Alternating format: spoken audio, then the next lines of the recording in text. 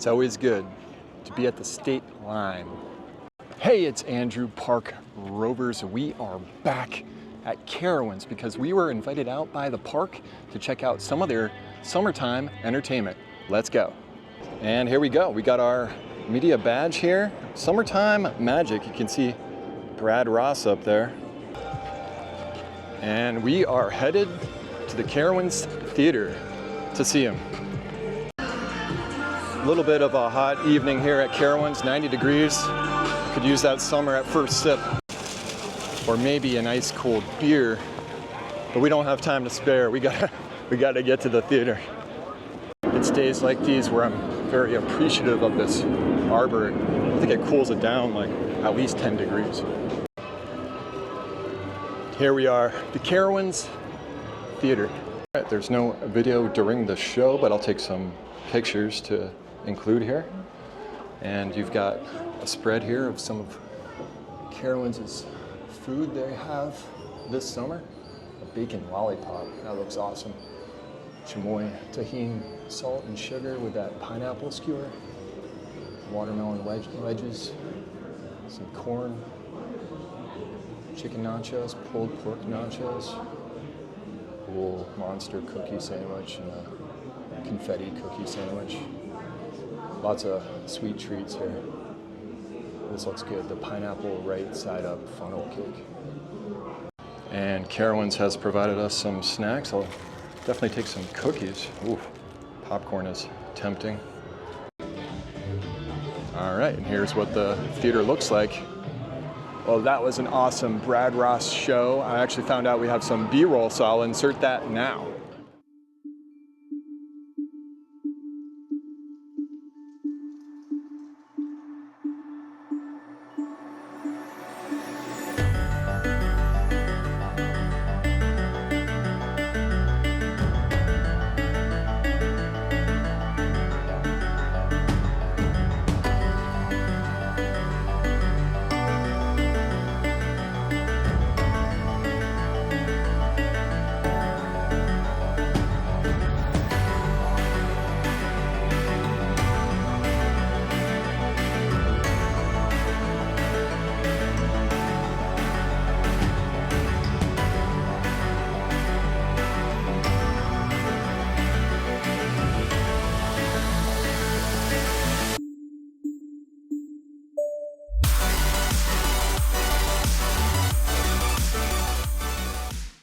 And after the show, we got to do a little Q&A with Brad Ross himself. So here's a bit of what he said. Specifically coming back here to Carowinds for a second residency, we wanted to bring back the favorites that people love and then swap out some different things. The Warrior section of the show that we presented with the mystery box was something that I remember seeing magicians like David Copperfield and Siegfried and Roy do when I was growing up. And funny enough, 20 years ago this summer was when I started doing theme parks. And I got to perform that illusion, that original theme park season at Six Flags Great Adventure in Jackson, New Jersey. Being this my 20th year as an illusionist, I wanted to bring that back into the show. So in magic, what I do is I specialize in grand illusions, in the stage style magic. But there are other magicians who specialize in close-up magic, card magic, coin magic. There's another division that does what we call manipulation, where they're making birds appear out of their hands and silk scarves everywhere. So there's lots of different areas. I just grew up wanting to perform on stage, and even when I was doing birthday parties as a little kid, I used to imagine that someone's living room was my stage. My favorite magic, you know, people always ask me that, and it's tough. I love performing our Firefly Levitation because it's a beautiful piece of magic, and it kind of brings in all of the senses. But the confetti trick that I do towards the end of the show, which ties in our message that magic is everywhere. You know, you see magic here on stage, but it really is all around us. So performing that is definitely high in my top three, but the levitation, our confetti piece, and then the elevator at the top of the show is also in my top three. The hardest to master, when I worked for Disney for about a decade, and when I toured with that show, we traveled all over the world.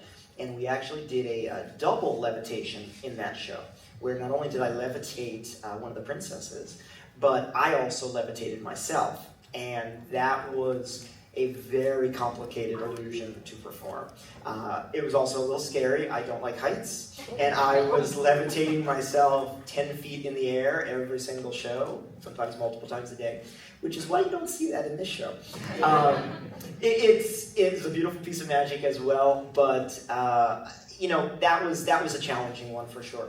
Here at Carowinds, we bring in local stage crew from around the area that live here when we do tour dates, and we're doing city after city after city. See, here we have the luxury to take 2 weeks and train new crew members and teach them all about magic. And our technical director, who had to catch a flight to his next gig, he just left this morning, Sasha.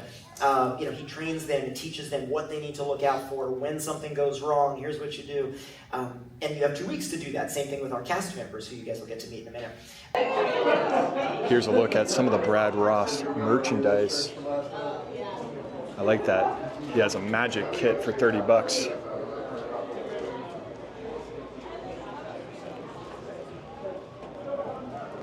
All right, now we are walking to the Carowinds Palladium, and we're gonna get an exclusive look at how they are prepping for the summer concerts. You're welcome to take whatever pictures you would like. You're welcome to take whatever video you would like. I want to tell you, she's still real ugly right now. Like, she ugly right now. So, when we walk through, we do have some contractors who are working on some elements, some wood elements, so you will see saws and those kinds of things. Please don't touch those things. Great, that's my safety announcement. The Palladium seats about 13,000 guests. About 7,000 of those seats are underneath the cover. About 7,000 are outside of the cover. Cool, those are important numbers to play with. We're gonna talk through a few things as we walk around, and then we'll get on stage and chat about any questions you guys have, okay? Cool, right this way. I will not be fitting in that box, spoiler. We also will be reactivating this merchandise stand. There will be one unique shirt for the concert series that has all of our artists named on it. And then some of our artists will have their own merchandise as well. That's kind of they get to choose their own adventure on that, so we can't really speak to fully who's bringing a shirt, but I'm hoping Leanne rhymes, and I'm hoping it's a cover of Coyote Ugly. That's what I'm hoping. Our food blocks will be serving what we're just calling like concert snacks. That's gonna be things like nachos, hot dogs, pretzels, things you can just grab and go. I do wanna let everyone know there will be plenty of beer available for our concerts here. This is cool. There's a dumpster, if you need a picture of a dumpster, that's available for you as well. We are building a small beer garden as well for our guests to experience during the concert series. So these tents, you might recognize them from Carnival. They're multi-use, that's why we like them so much. These tents will serve a barbecue sandwich as well as our drunken loaded waffle fries like you have at Terminal A. So a little bit more of an elevated experience at the beer garden. And then obviously, you can't have a beer garden without beer. We have split the Palladium into 3 different sections, section A, B, and C. A is all the way at the bottom of the theater, B is the middle, and then C is all the way back here, these uncovered seats. Starting at Park Open on concert days until 4 o'clock or supplies run out, we'll be giving guests wristbands to get to the bottom third of our Palladium seating. So those wristbands are going to be available at our Thrill Zone stage. So we have 2 in-park stages for our concert series. One's in Thrill Zone and then one's at the Thunder Road lawn. Both those will have great artists throughout the weekends, but we'll send folks to Thrill Zone. They'll be able to collect that wristband from an associate, and then they'll be able to join us when gates open at 5 o'clock. So welcome to Palladium. I've sat about half of them already. There's not a bad view of the stage, I promise. I promise. We'll go up on stage. I'll tell you more about some of the tech and production elements that are coming for the concert series.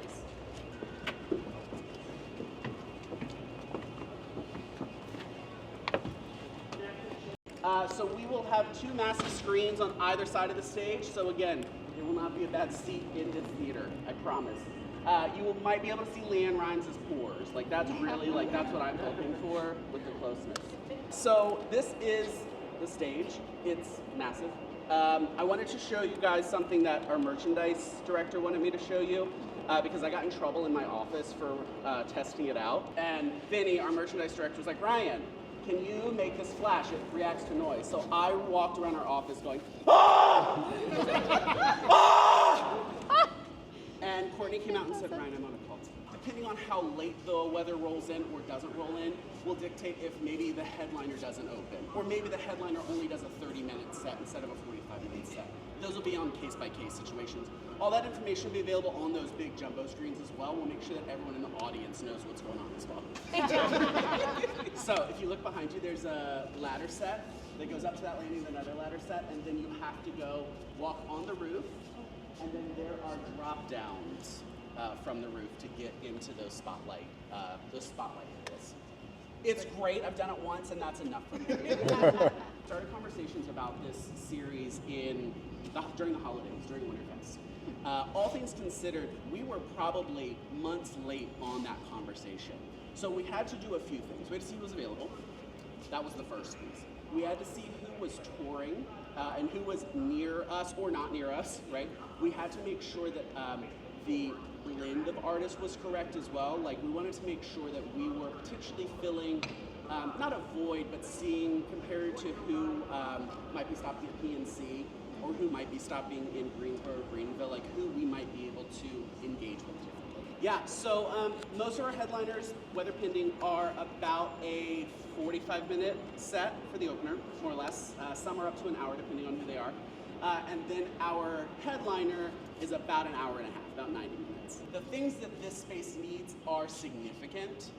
And so if our concert series program needs to shift in some way, shape, or form next year, we want to make sure that we're making the right choices for that as well. All right, it was great talking to Ryan and Courtney about the summer concert series, and now we are on stage here, just wandering around. This is really cool.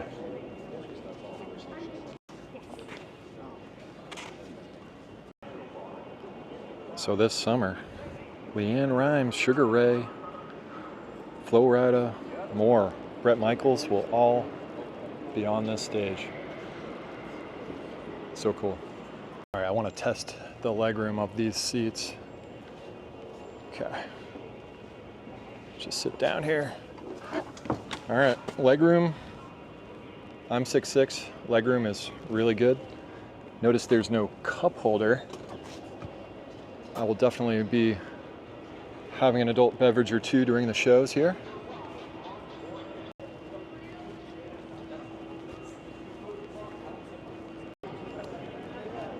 Now I want to see if the legroom is different in the second section there.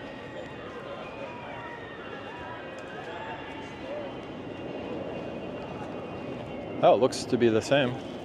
Cool. All right. Yeah. Awesome.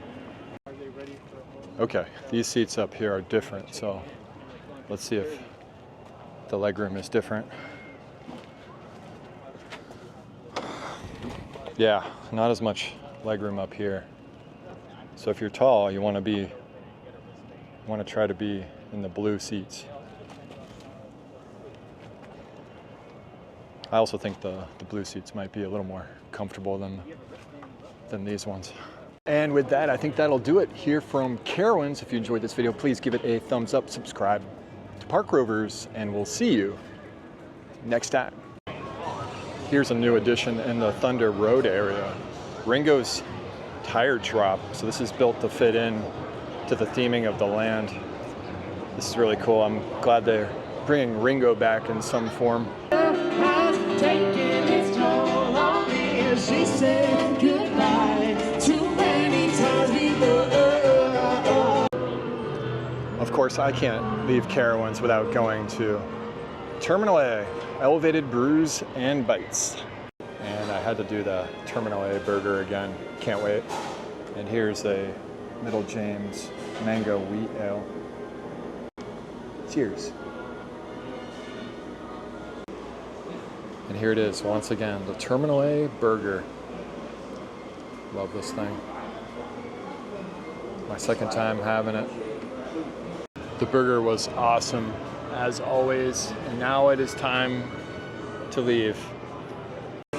This is pretty cool. I ran into a Summer Music Fest display.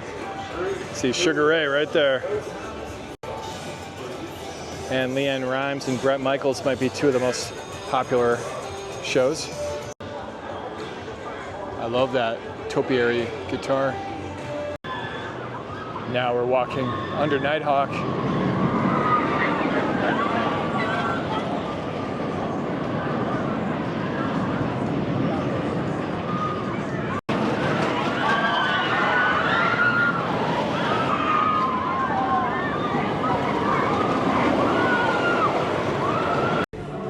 And before we leave, we'll take a quick peek in premieres, which is highlighting Fury 325 today. Lots of cool merchandise for Fury. Now I just gotta find my car.